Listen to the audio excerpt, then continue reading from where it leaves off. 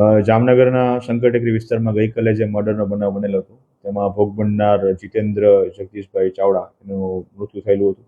અને આ બનાવમાં એમના પિતા દ્વારા Jamnagar city C division police સ્ટેશનમાં ફરિયાદ આપવામાં આવેલી હતી મર્ડરની, જેને અનુલક્ષીને સીટીસીના ડિસ્ચાર્જ દ્વારા આ કામના જે આરોપી છે જેનું નામ છે દિલીપભાઈ રમેશભાઈ ચૌહાણ, એને ગઈકાલે શોધખોળ કરી અને આજે એને અટક કરવામાં આવેલો છે. અને આ દિલીપ રમેશ ચૌહાણ વિરુદ્ધ અગાઉ પણ મોરબી જિલ્લામાં તેમજ જામનગર જિલ્લામાં ગુનાઓ દાખલ થયેલા છે એવું પ્રાથમિક દ્રષ્ટિએ જાણવા મળેલ છે. બનાવનું મુખ્ય કારણ એવું છે કે જે આ આરોપી છે દિલીપ, એની પત્ની જે છે એ થોડા મહિનાઓથી આ જે વિક્ટિમ છે જીતેન્દ્ર એની સાથે રહેતા હોવા અને જે બાબતે બંને વચ્ચે અગાઉ પણ બોલાચાલી થયેલી હોય અને આના મનદુખ રાખી અને આ બનાવ બનેલો હોવાનું પ્રાથમિક દ્રષ્ટિએ જાણવા મળેલું છે. આ બનાવમાં આની સાથે આરોપી દિલીપ સાથે બીજું અન્ય વ્યક્તિ હતા કે કેમ અથવા તો